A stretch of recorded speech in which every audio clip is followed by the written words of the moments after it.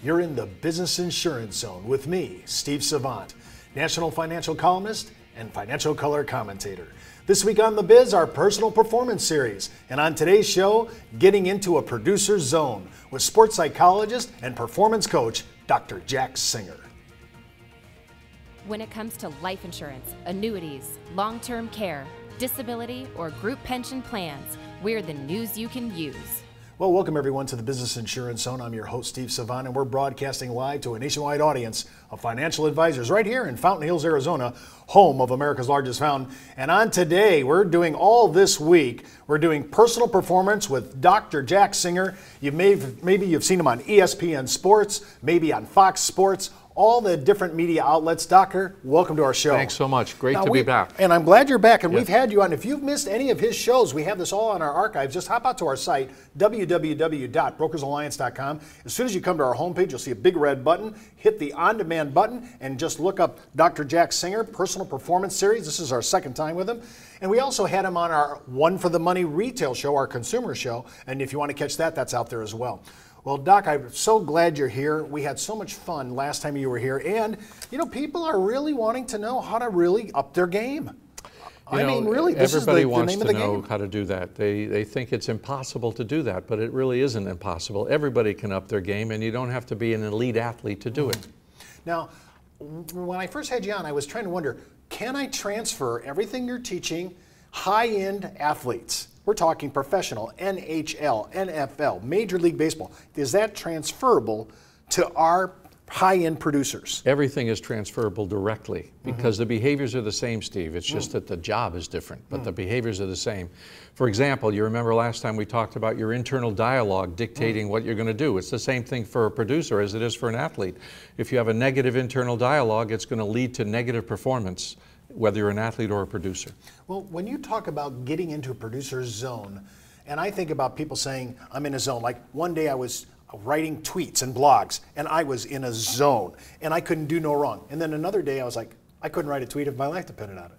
So I always wonder, you come with these waves, but how do I get into a zone and stay there? Well, there are some dynamics that are important to get into a zone. It's not easy to do it all the time, but if you can do it a lot of the time, then that'll really be helpful.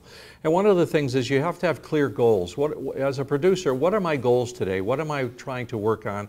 And are they realistic? That's very important for a producer to understand, instead of a goal that may be unrealistic, that will be unaccomplishable, and then the person will give up. So what are my goals today? How many clients do I want to deal with today where I can give each one special attention? A second characteristic of getting into a zone is you have to have a limited field of attention. So you don't want to be multitasking. You need to deal with one client at a time and what you want to do with that client or accomplish or get a new client, whatever the case may be that you're working on. Thirdly, it's important to get feedback. And this is one of the biggest problems that people have. They're afraid of getting feedback, Steve, because they think it'll be negative and they won't know what to do with it, so they'd rather just avoid that. But it's really important, whether you're an athlete or a producer, to get feedback so you know how to modify and adjust what you're doing so you can stay on track. And that's really a key ingredient of being in a zone. Next, you want to make sure that whatever the challenges that you're dealing with as a producer in this particular situation matches your knowledge. You don't want to try to fake it till you make it. You want to make sure that your knowledge is up to snuff for what's required in that situation. Now, that doesn't mean you have to know the answer to everything. It's fine to say, that's a great question, I'll get you the answer by tomorrow. You don't have to know the answer, but make sure your knowledge base is up there. You're not trying to promote products that you really are not familiar with, for example. Another one is your work has to be intrinsically rewarding. Now, what does that mean? That means that inside, you have to feel good about what you're doing and not base all your feelings on what quotas you're making, how much you're selling, what your numbers are. That's extrinsic kinds of things.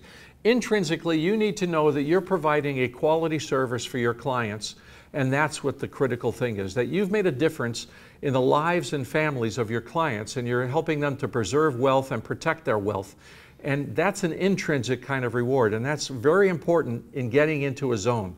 People who are only focused on extrinsics can't get into a zone. They're too worried about numbers and outcome. And finally, your concentration needs to be focused. So you don't want to do this while you're watching TV, you're not calling somebody, for example, or while you're reading something on the computer. You want to be totally absorbed in the activity. If you do those things, that will put you in the best position to get into the zone, just like you discussed when you were tweeting and blogging.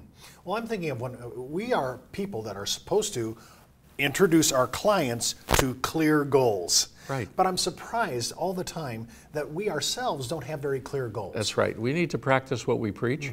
And in goal setting, you know, I have a whole routine I do on goal setting. I wanted to give you one of the highlights, Steve, and that is, when you're setting goals, write them down. People are 11 times more likely to complete a goal if they write it down than if they just think about it. So goals have to be written down. It could be on your computer screen, it could be on a sticky note, but somewhere where you're going to see it frequently, write down the realistic goal. The second thing to do is to kind of visualize yourself succeeding in that goal. What am I going to feel like once I accomplish this, and what are the emotions I'm going to have, and how am I going to feel about it? And then third, what do I need to do to accomplish this goal? What different behaviors do I need to install into my repertoire that'll ensure that I will match this goal? And here's the kicker. The fourth one is the one that people never do, and that is, what can I do to sabotage myself so I won't accomplish the goal? And that's really paying attention to what you've done all along, your negative habits that have prevented you from being as successful as you can be. Oh, how much self-sabotage is going on in your life? Yeah, exactly. And it's time to face it. When I think about some of the obstacles that stop producers from going to the next level, we see affluent producers, we think they have it together. It's that next level of people that are watching our show right now that, to me, can so benefit from what we're talking about and some of the issues that you bring up in all of your coaching and your engagement with high producers and high athletes. When we come back from the break, we're going to continue addressing getting into the zone, part of our personal performance series. And don't forget to enroll in IULUniversity.com for the best training, education, and sales support when it comes to life insurance for retirement income. You're listening to the insurance industry's #1 resource for products, planning ideas, carrier information, and interviews you can use. When it comes to life insurance, annuities, long-term care, disability, or group pension plans, we're the news you can use. Did you know the average 401k runs out of money just 7 to 8 years into retirement? Time Magazine, the Wall Street Journal, and many other publications have warned of the difficulty of saving with a 401k. But what if there was a way to create tax-free lifetime retirement income with no stock market risk? Good news, there is. You know, living in fear of the next market dive is not the way I want to live my life. Why would I go out there and take on risk when I don't need to? I have a lot less stress knowing I can't lose any more of my retirement savings in the stock market. Call now to receive your free, no-obligation analysis of what this retirement vehicle could do for you, a comparison to your current retirement plan, and a free video that explains this exciting opportunity. Start planning a retirement you can enjoy instead of worrying about future tax increases and stock market losses. Creating income that will last your entire life is the most important thing you'll ever do. Take control of your future. Call now for your free analysis, comparison, and video. Well, welcome back to the Business Insurance Zone. I'm Steve Savant. I'm with Dr. Jack Singer, and you can remember to order our chart toppers today off our website at thebiz.tv. Just go out there and see what we got out there. We're just giving it away. It's whatever our most popular chart toppers are. We hand them out to you. Just go out to the Biz, just sign up, and we'll give it to you. There's a lot of stuff going on, Social Security, MedSup. We have a lot of information out there lately. And remember, before moving forward with anything you ever hear in our show, especially if we ever talk about taxes, although this show we probably not, always consult your tax advisor. And of course, if you're licensed with FINRA, always consult your broker-dealer compliance officer before moving forward. We're talking about getting into the zone. And I have to say, especially when you're talking about early in the year like we are now, we just finished a year, we see all these production numbers, all what we have done, and then we have to start all over again. You know, there's such that deflation. Well, it's only deflation if you say to yourself, what if I don't accomplish this? It's not deflation if you say to yourself, I've already done this and I can repeat it again. Yeah, and that's the way to look at it. Instead of looking at it as a challenge, look at it as an opportunity.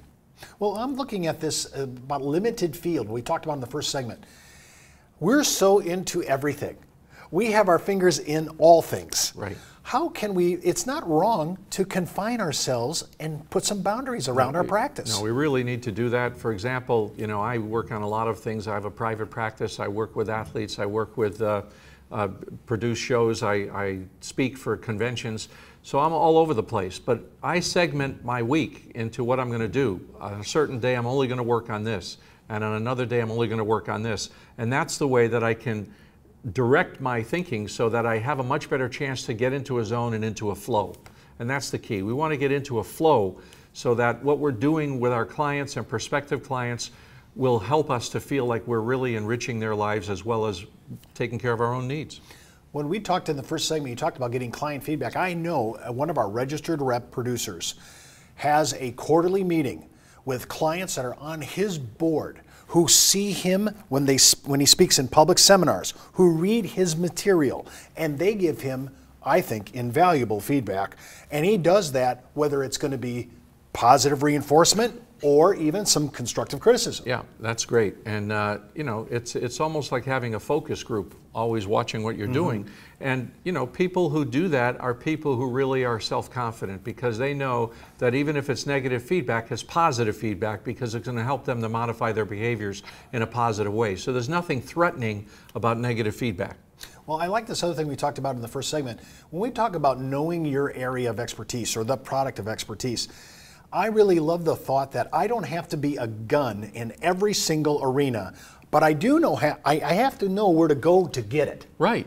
You can get information. You don't have to be the expert in everything. And again, being the expert in everything is not necessary for you to be a successful person in your career.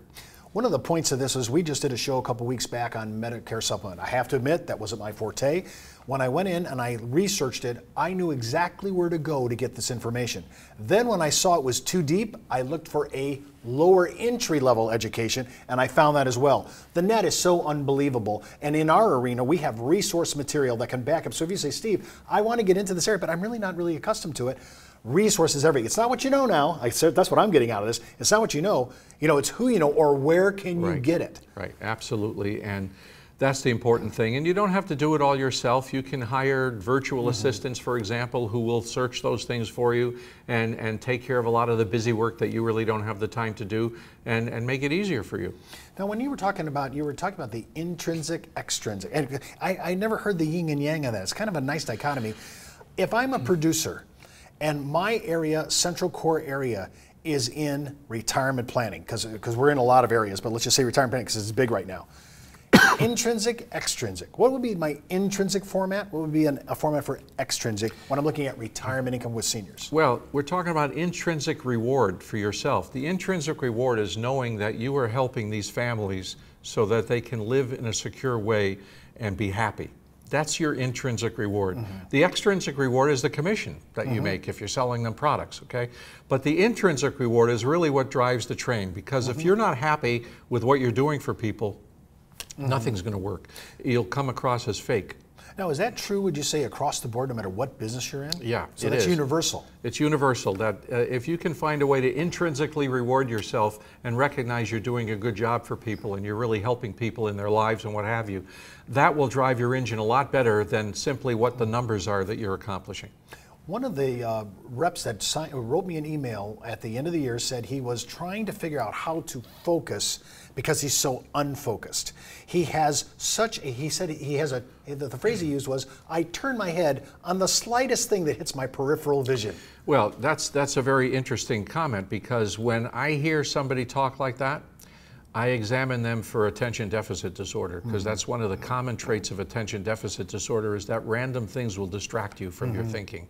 So that's something that's actually treated with medication. And a lot of people don't know. They go through school struggling and everything else, whereas medication can really help with that, and it goes right into adulthood. So if you have a problem where your random thoughts are getting in the way and you can't stay focused, the first thing to do is to go have somebody examine you for attention deficit. It's a fairly common problem.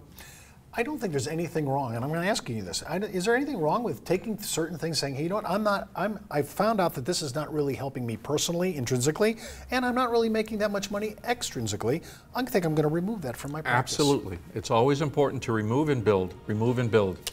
Well, I love contraction, right, and construction. Right. And sometimes it's really good for your practice to be able to say, you know what, I'm not going to put energies towards that area any longer. I don't have the financial reward, and it's not, as you said, intrinsically rewarding within. Remember, you can watch this show and all our shows by clicking the red on-demand video button right on our homepage at brokersalliance.com. Well, that's the Buzz on the Biz for today. Get in the zone, the business insurance zone. You're listening to the insurance industry's #1 resource for products, planning ideas, carrier information, and interviews you can use. When it comes to life insurance, annuities, long-term care, disability, or group pension plans, we're the news you can use.